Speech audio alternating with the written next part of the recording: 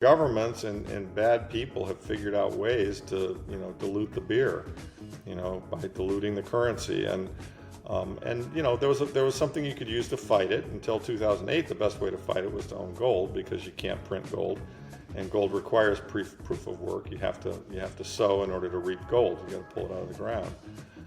But then in 2008, we created, or Satoshi and his group, if it was a group, created digital gold. And that's what I view this as. And it's really an important invention because it's better than gold. I wrote The Bible and Bitcoin for you, Bible-believing Christian. And in it, I lay out the biblical basis for what money is, why our current fiat monetary system is ungodly, and how Bitcoin is the best and most viable, biblically compliant replacement for government fiat money. There's even a small group study guide in the back with additional resources to study with your church small group. Get it on Amazon or pay with Bitcoin at thebibleandbitcoin.com for a discount. Welcome to another episode of the Bible and Bitcoin podcast. I'm your host, Alan Armstrong, aka Pastor Coin, and on today's episode I got a very special guest, Mr. Lawrence Lepard. Thanks so much. Or is it Lepard? Lepard? How do I say that? Lepard, that's fine. You can call me Lepard too. I answer to both. do you have French Canadian heritage? I don't know. Yeah, who knows what it is. Originally probably was French, but yeah, nice to be with you, Alan. Really enjoyed our friendship over the years here. So we met in an interesting way. So why don't you share this story with everyone? How we met? Yeah. So it was last year. I was up in Montreal for a Canadian Bitcoin conference. I've done a couple of those in a row now, and I was walking around in the book area, and I came across Pastor Armstrong, and he had a table and was selling his book, The Bible and Bitcoin. And I'm always interested in spiritual things, and I thought this book looked pretty good, so I bought a copy, gave him some sats, and I bought a copy. And I went back, and that night after the conference ended, I had some time, and I read through it, got almost all the way through. It's not a terribly long book, but I got most of the way through, and I was so impressed. I came back the next day. I said, "Hey, you got to sign this book for me, please." And then, and I just, it kind of stuck in the back of my mind that this is a really good argument of the moral case for Bitcoin. And at that time, I was kind of starting to formulate the idea of writing a book. And then when I got to writing a book, I as you'll see, if you purchase my book, you'll see there's a chapter in there that sound money is a moral issue. And so my first go-to resource on that particular thing was Pastor Alan's book, The Bible and Bitcoin, which I highly recommend. It's a great book. So, and I pulled a few excerpts out with his permission and put them in my book. So that's the background there. Yeah, and I heard you on Preston Pish yesterday. I listened to your interview with him, and you said you're giving your book, to all the members of Congress. I don't know if you were joking around or if you. No, I am. I'm definitely going to go do it. I mean, I don't know if they'll read it. Well, I was talking to my wife yesterday, and I said it's kind of cool that the United States Congress is going to be reading excerpts from a little Canadian pastor's book. And it is kind of cool. I just had a little laugh over that. So I want to thank you for including me, because who knows, maybe Ted Cruz or maybe even Donald Trump, I know he's not a congressman, but might hear about this guy named Alan Armstrong. So thank you. I'm sending it to them. I'm sending it to everybody. I mean, look, it's certainly this is, and God wouldn't appreciate this. Certainly some of this is ego driven, but I'd really like to sell millions of copies of this book. Do you know what I mean? I really would. Because I think the message is an important message that everyone should hear. And so, and it's not outside the realm of possibility. I mean, there's a guy named Morgan Housel who's actually also quoted in the book. He wrote an excellent book called The Psychology of Money. And I just heard this morning, he sold 7 million copies of that book worldwide. Yeah. That's my bogey. Yeah. I don't think I can get there, but look, I think it's a good book, and I hope the word will spread with this book. Yeah, and I hope you do sell 1 million, because as the Bible says, the laborer is worthy of his wages. So. Oh, thank you. I appreciate that. You've done good work. You deserve your wages. So, Lord willing, you do sell 1 million copies. We'll see. What I didn't expect from the book actually was it to be written in such a personal, almost narrative type of piece. I expected it to be pretty academic and a little Yeah. more bland, but it was actually quite exciting. It was quite Well, an that's, exciting I'm book. glad to hear you. I'm glad to hear you say that, and I hope other people feel the same way. I mean, I tried to do that. I put my personality into it, and I told my own story because, I think we all know. I mean, if you think about what the Bible is as an example, it's just it's a lot of moral teaching, but it's really told through stories. The story of Noah and the story of Job, and so on and so forth. And so, I just figured, people are more likely to read interesting stories, and I've certainly been fighting this sound money battle for a lot of years, and with some success and a lot of losses. And I've taken my licks, and so I thought, well, if I tell this story, maybe people will find it's interesting and they'll want to hear how it turned out. So that's why it is kind of a narrative. But within that, obviously, I do try and touch on all the facts that brought us to where we are today in terms of the broken monetary system. And I hope I didn't put too many of those in there. There are a couple of chapters that might be rough sledding, for people. And I even, in the How to Use This book, I even recommended you could skip those chapters. I think it's 11 and 12, and you wouldn't miss the overall message. Because some people don't want to know about the monetary history of the United States in 1812. It's a little bit obscure. Yeah. So, But I mean, overall, it was a great read, and thank you. I'm glad it was published. I'm glad you took the time to write it because I believe it will be have a big impact on many people, and I'm excited to order a bulk I order hope so so. that I can hand it out to. I got a lot of people in my life, because my book is very specific to a certain specific demographic. For example, my wife's aunt, when she saw my book, she kind of laughed. But I know the big print is something she might read, so Great. we're all Yeah, I good mean here. that's really why I wrote it, and I mean you'll appreciate this. I do feel like I got tapped on the shoulder by a higher power and said, "Hey, you know, um, tell this story. Nobody's done it, and so so I started writing in May or June of last year, and finished it as quickly as I could because I think it's very relevant. And my goal was really to try and help average people. And so I wanted to have enough facts and argument in it that somebody who's quite sophisticated would go, hey, he knows what he's talking about. But I also wanted to put it in a tone and in a story like nature so that anyone, I mean, with zero financial background, zero investing background, could read it and say, you know what, I kind of get it. And as we all know, the world has become a very difficult place for the lower half of society because of inflation. We all go into the supermarket and it's just a nightmare. And as a result of that, I really felt a need to try to explain to people why this has happened, how it happened, and then that's the bad news. But the good news is and why it's going to get better and what we can do to make it better faster. Because the faster we solve it, the better everyone's life will be. So I felt a calling to try and help people, and I think the book will help people. I hope it does help people. I mean, the key is to get it out broadly distributed to a lot of people. And the biggest thing, Ellen, when I talk about success in the book, I don't talk about success in the Bitcoin world. I mean, I think most Bitcoiners will read it and like it, right? That kind of goes without saying. The test, I mean, I'll be very interested to hear when you give it to these relatives and others, and they come back and say, gosh, I enjoyed that, or no, that was boring, I couldn't read it, I didn't, that's going to be the test, right? Can we get average people to read it and go, oh my God, there's an insight here that I learned and I need to know, and I'm going to give it to my friends, because if we do that, we're going to accelerate the adoption of Bitcoin, and as you and I both strongly believe, Bitcoin is going to create a better world, so. Okay, let's get into the nitty gritty here. You talk in the book about the Federal Reserve quite a bit, and it would be shocking to most individuals to know that most individuals who watch this podcast, maybe not most individuals, period, but you'd be shocked to know how many people just don't even know what the Federal Reserve is.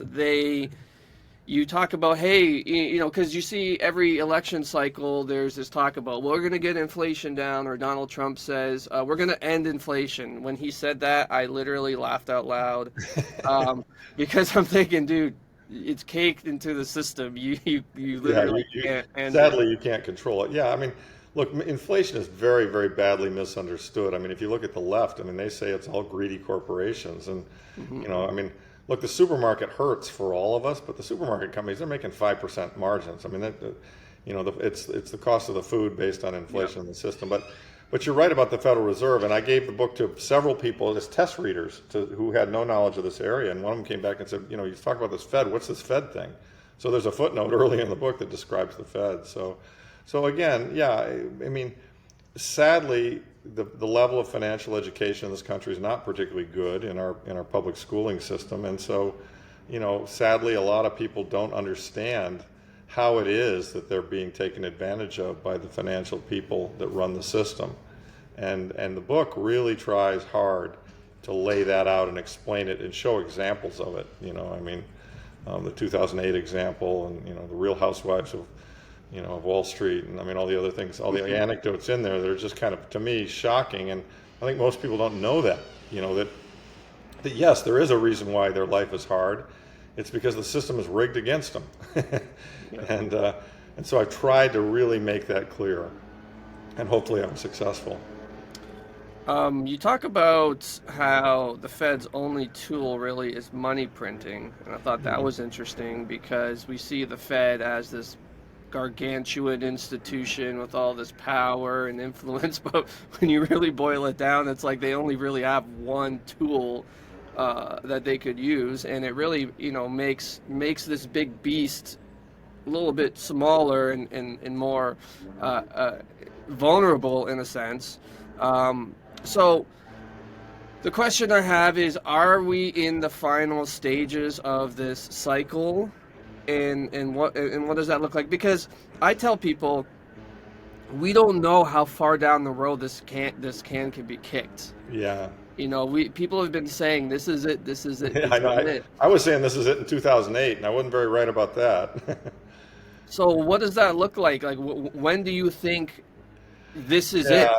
Yeah, that's a great question. It's very hard to answer, and I address it a little bit in the book. I would say that because of the way things have happened, because of the things that have happened more recently, and just kind of the slope of the curves, like for interest expense or the growth of the federal debt, we're getting really close to a this is it moment. But it could be a year, 2 years. I kind of, outside maybe it's 4 or 5 years. I don't think it's 10 years. I just don't see how they can keep kicking the can. It's just the can is getting worse and worse. Now, the Doge thing will help a bit. They're trying to get the federal. Part of what's driving what you and I are alluding to is just the debt doom loop that we're in based on the deficits they're running.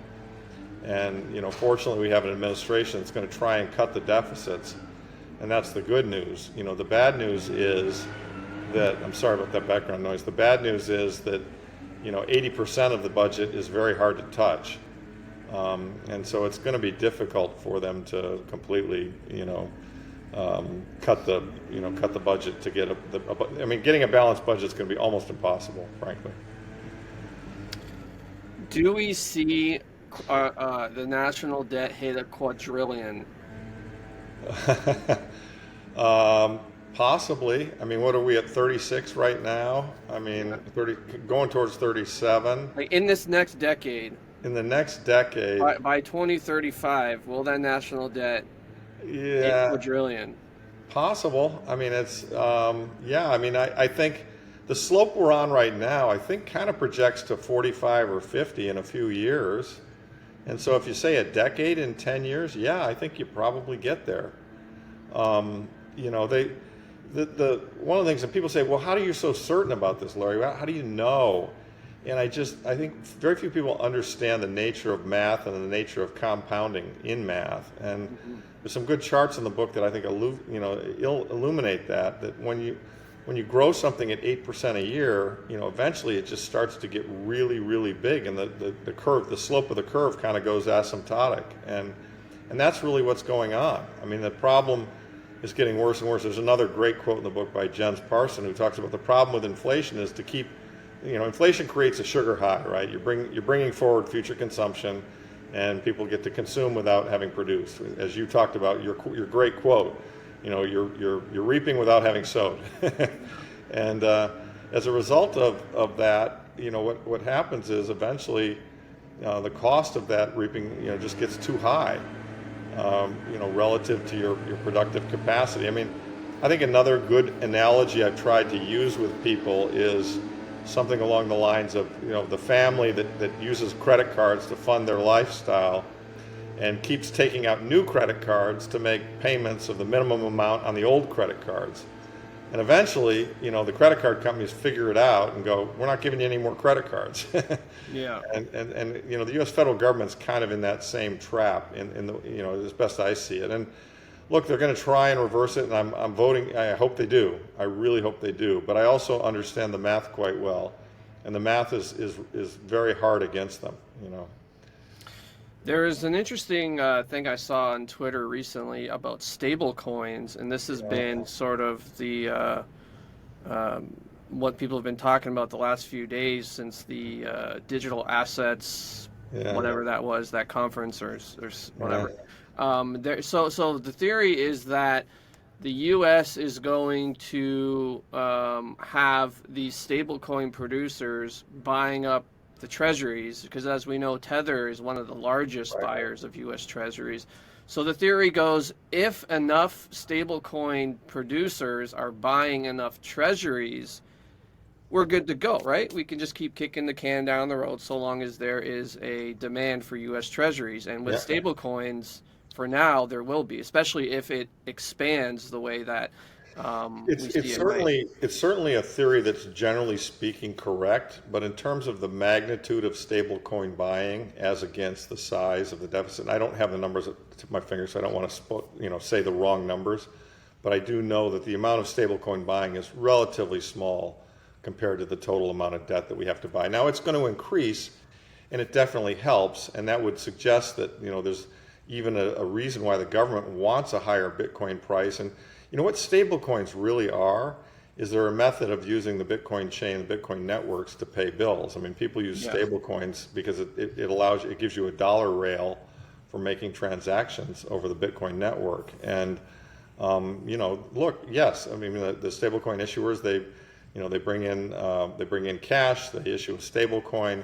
They take that cash and invest it in a treasury bill, and so yes, that creates demand for the treasury. So that's all good.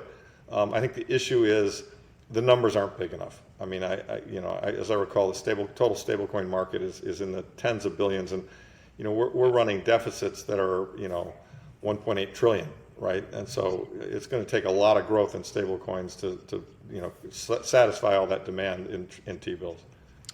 Yeah, I'm just looking here on CoinMarketCap. Find the number. How big are the Tether market cap is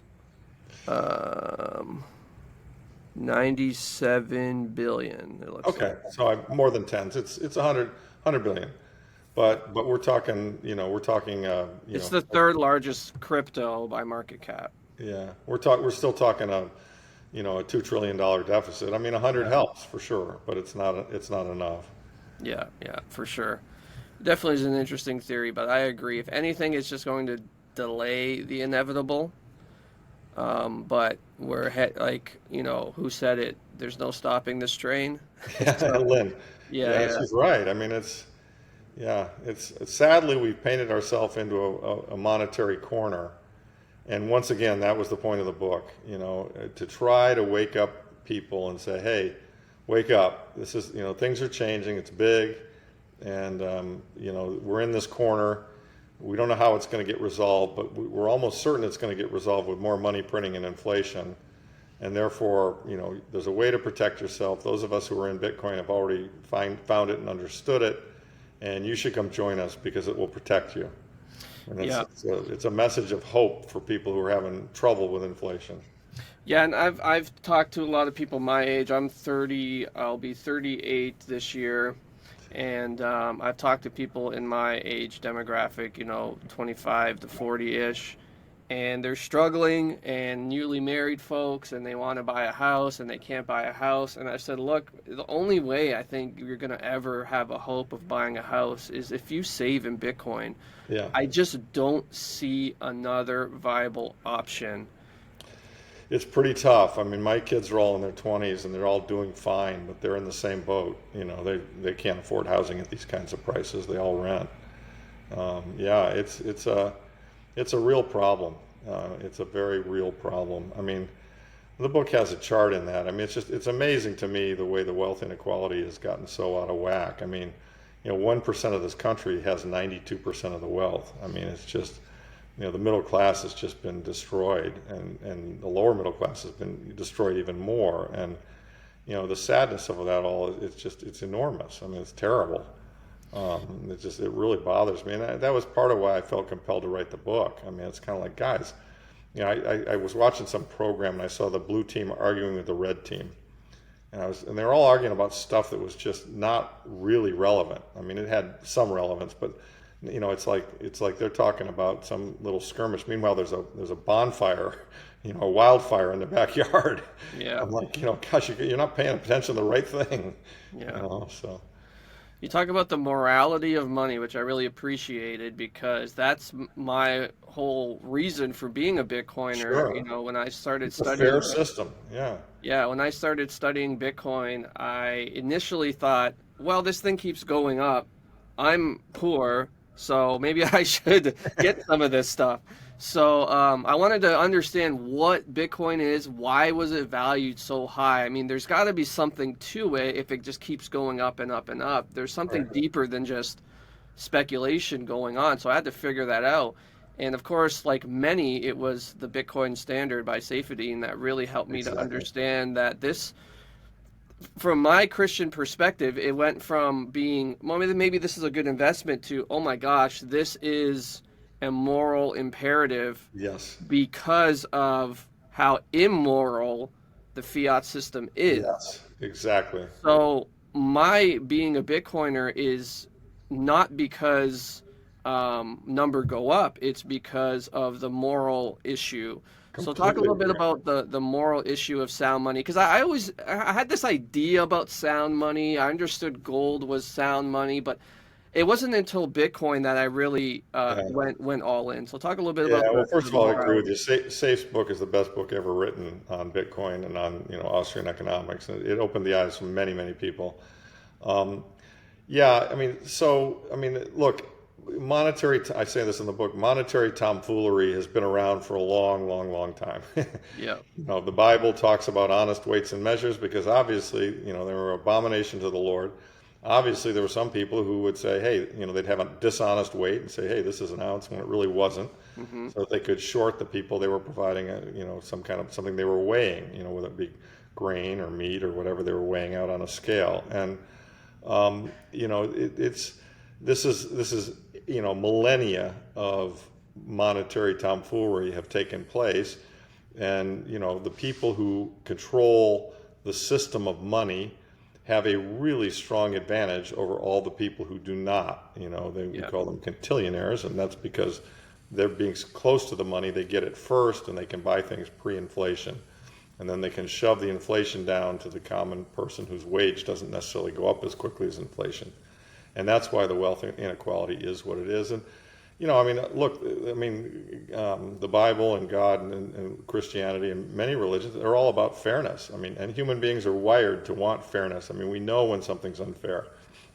And that's in my opinion, that's the most beautiful thing about Bitcoin. Yes, it's number go up technology, and those of us who've invested in it will benefit from that, and that's fine. But really, and this is why when people criticize it, I get so angry. When Buffett calls it rat poison, I'm just like, yeah, easy for you to say, Mr. Billionaire. right, This right. this is a lifeline for somebody in the third world whose money is depreciating every year. If you live in, Nigeria, for example, Bitcoin is important for you to own because your local currency is depreciating constantly.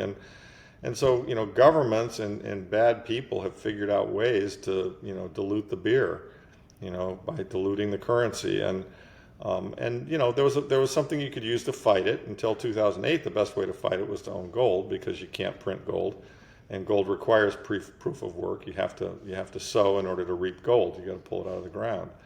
But then in 2008, we created, or Satoshi and his group, if it was a group, created digital gold.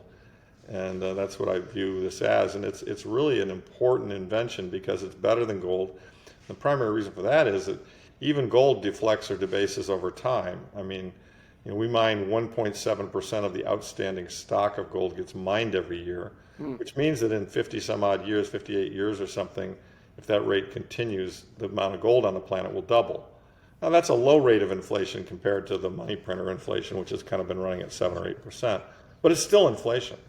And here we got some guys who figured out provable digital scarcity in a fair manner. Open source, anyone can audit it, everybody can see it.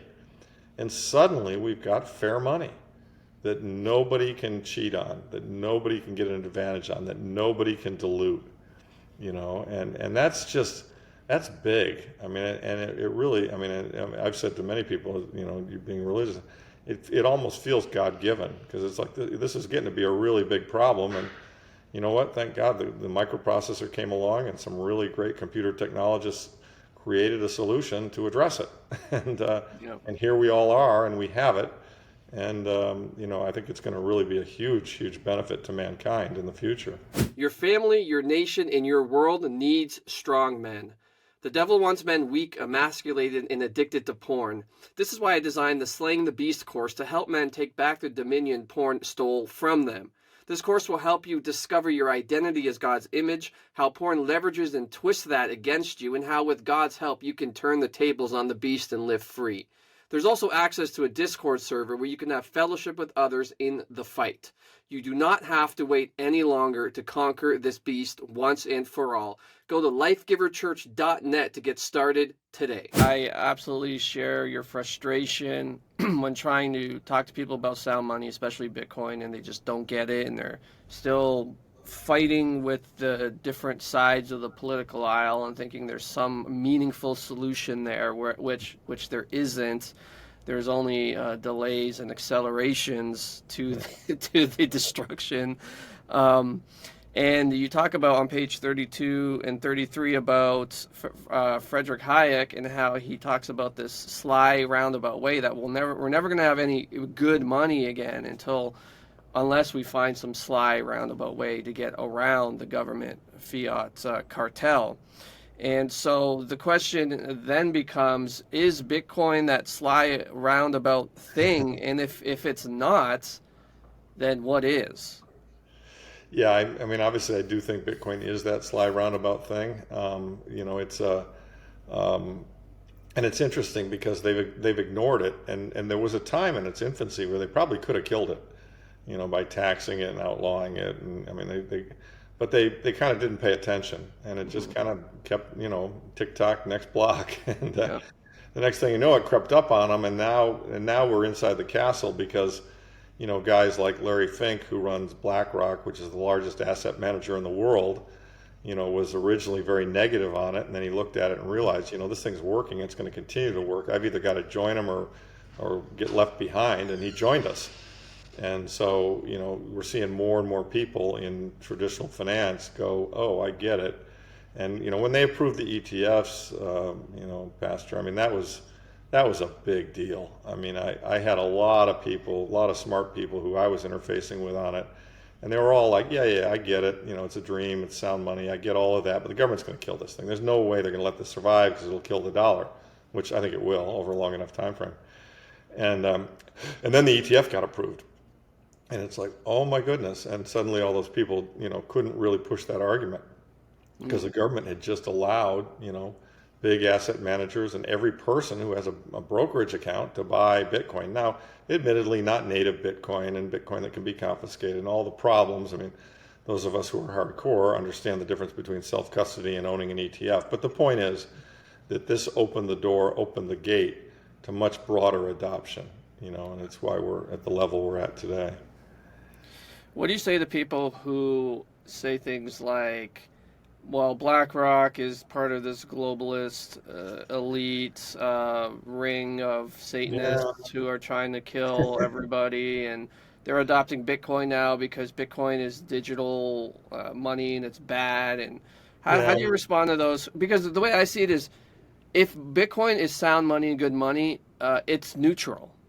It is. That good people can use it for good, bad people can use it for bad. Exactly. Yeah. I mean, people talk about the crime, that's done on Bitcoin. Well, so much more crime is done in cash and, and in the banks. I mean, the banks money launder for all kinds of people. But yeah, I mean, to the whole idea that BlackRock's going to co-opt it and do a chain split and, blah, blah, blah. I mean, I think all of those things fall within the realm of possibility. And I think one of the things that I think is important to say is that right now we have an administration that's very crypto friendly, very Bitcoin friendly, and they're not giving us any shit about it. But the blue team could win the next time around, and the dollar could be falling, and the blue team could say, part of the reason why the dollar is falling is that these sound money alternatives like gold and Bitcoin are going up, through the moon, and pretty soon we're not even going to have a dollar. We got to tax this stuff at 90%. Oh, and maybe even worse than that. Roosevelt grabbed all the gold in 33, or with Executive Order 6102. Yeah, maybe we should do the same thing with Bitcoin. And they'll know where it is. I mean, Fidelity will have a lot of it. BlackRock will have a lot of it. Other ETFs, they could easily, say, hey, you guys, pay all your shareholders cash for the Bitcoin they own at today's price, and send those coins to us because we want them. Yep. That's why, as hardcore Bitcoiners always say, not your keys, not your coins.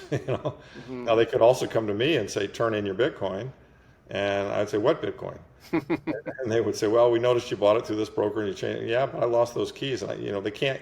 One of the beautiful things about this, as Jason Lowery pointed out, is that this is money that can't be taken away. I mean, any other form of money is physical, and you can overrun a vault and take the money.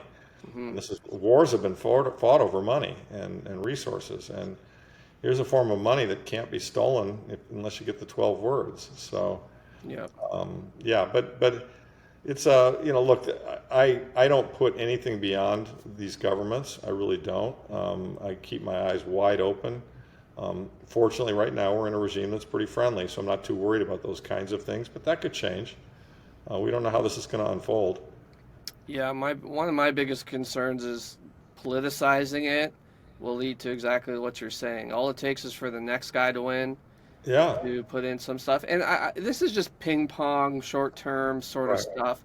I think in the end, Bitcoin will win just because it is resilient, it is strong. I completely agree. But in the short term, it can get very annoying and very, I guess annoying is the best word, where I could see in the next election the guy on the left saying, oh, Bitcoin is bad because of the right, and look at what they're doing, and they're enriching all their friends, and blah, blah, blah. Absolutely. And then all the NPCs will say, yeah, Bitcoin's bad because we're poor and we didn't buy it when everyone told us to buy it. We got to tax all those rich Bitcoiners. Yeah, it's not fair, right? Why should they have all the money and we, that sort of thing. They had an opportunity to buy it just like we did. They just didn't pay attention. Yeah. Yeah, no, that will go on for sure, and but those of us who have a long-term view, as I know you do and I do, we I think it's inevitable that it wins. I mean, I think it will become the base layer of money. I think my grandkids will transact in Satoshis. I think the dollar will fade away in terms of importance. I mean, not entirely, not totally, and not overnight, but the trend is not good for these fiat currencies because, the governments have really abused them. I mean, when they printed 40% of the money supply, you asked earlier, you said, how do you know we're near the end? If they don't have 10 more kicks in the can. Yeah. One of the things I look at as an indicator to know that we're near the end is in 2 years, they grew the money supply by 40% to keep the system going. I mean, come on. That's a good point. That's pretty outrageous. We had never seen anything like that. Yeah. And to your point of how big can the Fed balance sheet get, the money, the answer is pretty big. I mean, if, the entire Fed balance sheet right now is in the 7 trillion area, the entire federal debt's 36 trillion. I mean, if they did yield curve control and everybody owning federal debt said, we're not going to continue to own this because you're only paying me 3%, they would all go to the Fed and say, sold to you. Yeah. So the Fed balance sheet would go from 7 to 37 plus 7. So, it'd be 44, right? I mean, and then it would just continue growing. I mean, that's the problem with these inflations. They have to grow. They have to get worse. The alternative is it collapses. Yeah. I mean, it's like that family getting credit cards. They got to get new credit cards, or else they lose the ability to pay the minimums on the ones they got. And when they do that, they go bankrupt, and all the debt collapses. So that's kind of the model that I'm working under. Yeah, and that's what I tell people is, I was talking to family the other day about it, and they were saying, they had the the usual, take on it. Well, we shouldn't be doing this, we shouldn't be doing that, and stop giving handouts. And I said, look, you can't stop giving handouts. Handouts is the system. That's how it's built. Right. They have to keep giving more and more and more in order to keep the system afloat. And Right. so it's not a matter of cut the handouts, it's a matter of replace the system that With a is, fairer, better system. yeah, exactly. Right. That's right. So I know you got to go soon, so let me just ask Okay. you this final question here. Your book ends with a call to action, as all good books do. Urging the reader to embrace sound money, embrace Bitcoin, if you will. So if you could leave the listeners with one thing, one step to take here, what do they do today? Yeah, I think that's a great one. I think if you look at how big political movements and change have occurred, they've occurred because there's been a groundswell of public demand and support, right? And so I think the one thing you can do is look at your friends, look at your circle of influence, and say to yourself, it may not be fun, it may not be pleasant, but you know what? I've got to go out and tell that circle of influence about this. I've got to help them to understand this issue because it's going to protect them and it's going to make the world a better place. And so draw on whatever tools you want. There's tons of good videos on the web. My book is one tool, Safe's book is another, Lynn's book is another. I mean, but take the time to actually, you want to see change in the world, try to be that change and take the time to try and spread the word. I mean, we've got to get this to be viral. We've got, I'll know when we've succeeded when Beyonce is talking about Austrian economics, right? I mean, we've got to get Austrian economics and sound money to become something that's part of the popular culture, and everyone's like, yeah, of course we can't have this on sound money. It's killing us. Yeah. I mean, and right now, as you and I both know, I mean, look, 10 years ago, I was so fringe, it was ridiculous. I mean, I was in the 1/10 of 1%. Now you and I are probably in the 5 or 10% of the country that kind of understands this issue of inflation and sound money. We got to get to the point where 90% of the country understands this stuff. And, I say the country, I'm talking about the U.S., but I mean Canada, the world, the world. I mean, basically, the Western, and the civilized world we've got to get to the point where everyone gets it. Because when that occurs, it'll be over. I mean, we will be back on a sound money standard because people won't tolerate the alternative. So that's my one takeaway is just spread the word. Just do, you want to see a better world, do what you can do to spread the word. I mean, very much, look, you spread the word about Christianity, right? I mean, in the early days, Paul and others, they went out and they said, this is a really important and great idea. We don't need to be killing each other. We need to turn the other cheek. And guess what? It was an important, good idea, and it spread. Mm-hmm. And same thing here. We just got to spread the word. Yeah, good ideas win eventually. Exactly. This is going to win either way. I mean, I'm actually quite satisfied that even without this book, without you and I working at it, this is going to win just because everyone, it's just there's too much momentum. It's too much of a good idea not to win. But, time matters, right? Because we all have a limited time here. And what you work on matters because we all have to decide what are we going to value. And so to me, this is the most important issue the society faces right now. I'm sure some people would disagree with that, but to me, this is the important one. It's an area I know a lot about. And therefore, let's all spread the word. Yeah. Well, thank you, sir, for Thank you. Thanks for your contribution to the book again. I really appreciate that. Yeah, hey, thanks. I appreciate it more that you included it. But thanks for spreading the word here with me. I hope we can reach a lot of people. And until next time, everybody, thanks for tuning in, and grace and peace to you all.